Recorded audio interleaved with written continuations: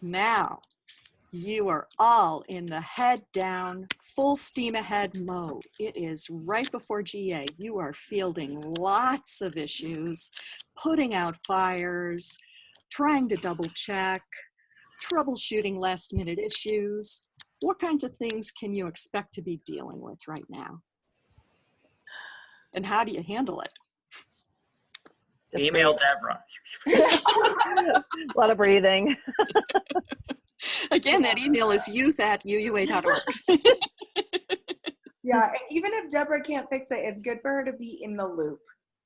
Like I had, for New Orleans 2 years ago, we had a last minute change of sponsors. I threw my back out, and my husband, who was one of our youth sponsors, stayed home because I was 6 months pregnant with twins, and he pointed out to me that I couldn't very well stay home alone for a week when I couldn't walk. And so it meant scrambling to find a last minute sponsor to cover the youth that he was sponsoring. And I reached out to some of the parents of the youth going on the trip and said, hey, this is the situation. This is what we need.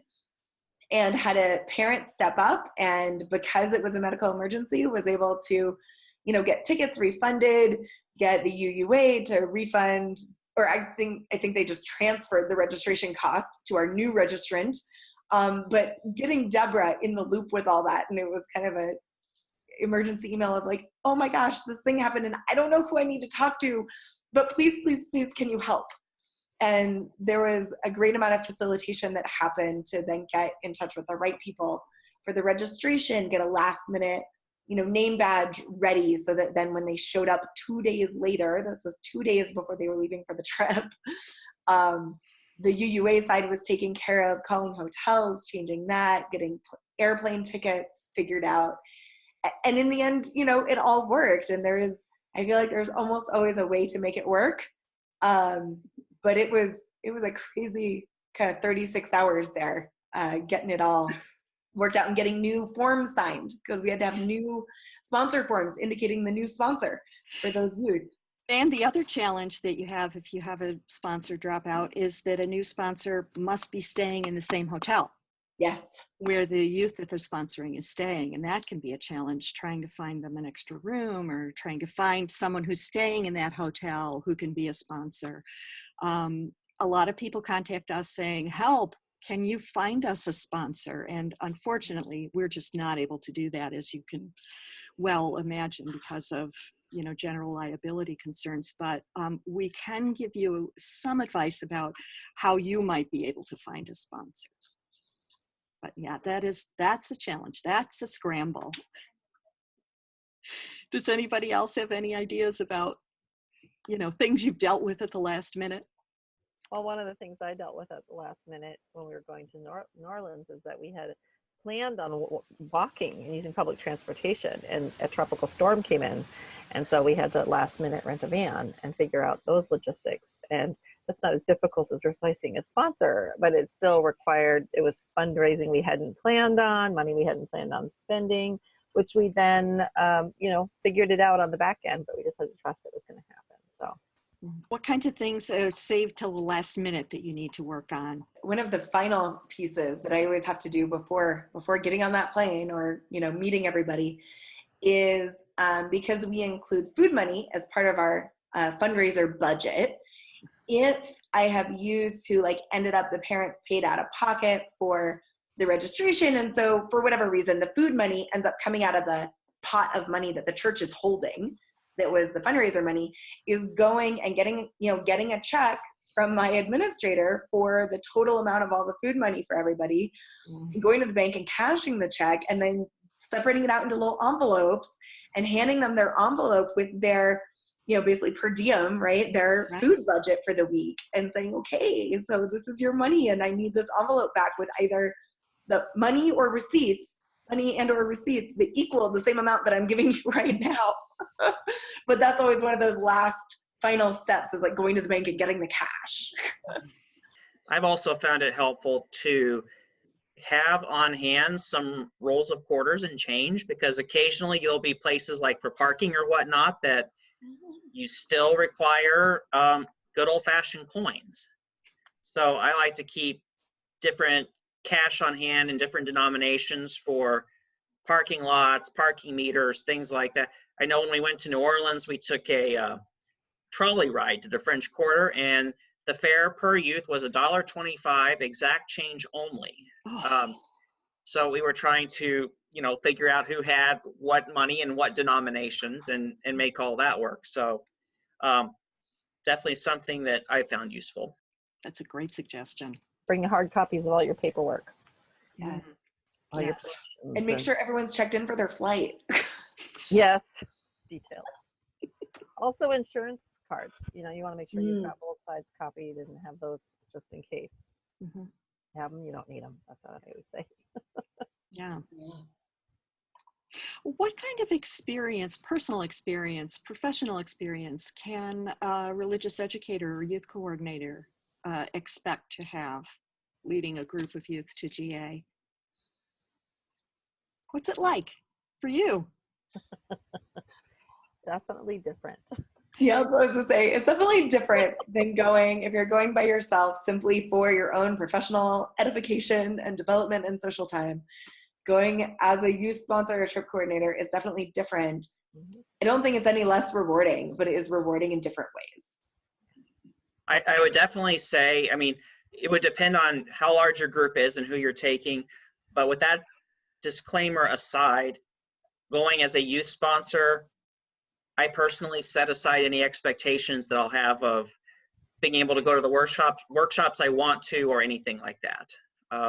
If I get to do that on the side, great, but I don't expect it. I usually try to pick one thing that I'm going to do for myself and try to carve that time out, understanding that it may not always happen that way. And if it does, then it's a blessing. It's a bonus. But usually I can find other sponsors. My team will support me to be able to go do that one thing. Like one year was a professional lunch with other religious educators, which was really lovely. I got to go do that. So it's just trying to find that one or two things that you can carve out for yourself, if possible. Yeah, agreed. I kind of do the same thing, although I'm a bit more ambitious, knowing that it won't all happen. But I usually try to identify one thing each day that I want to do. And that way, if I have the opportunity to do it, I already know what it is. And knowing that if I don't get to it that day, that I've already identified a thing the next day or the next day that I'll be happy if I get to do. And so at least for me, I'm one of those people, I like having multiple opportunities. And then even if they don't happen, like I have more options to look forward to. But I would say that each GA I've been at, I've managed probably at least two, either workshops or, special, meeting with the religious educators from my region, going out for dinner, whatever that is, that I had on my agenda for my professional development or whatever, that I've been able to make happen at each GA. But I will say I have never gone solo as the only sponsor for my youth. So that's a luxury that I've had, is I have always had other sponsors. So I knew that if I was unavailable for 2 hours, there was always still someone else who was available for my youth. So I think that makes a huge difference. If you're going by yourself, I think what Scott said is 100%. Like, you're not going to be able to count on doing much else than being there for your youth. If you do have a space in your time at GA, are you able to do any networking with other religious educators or other youth ministry professionals? Absolutely.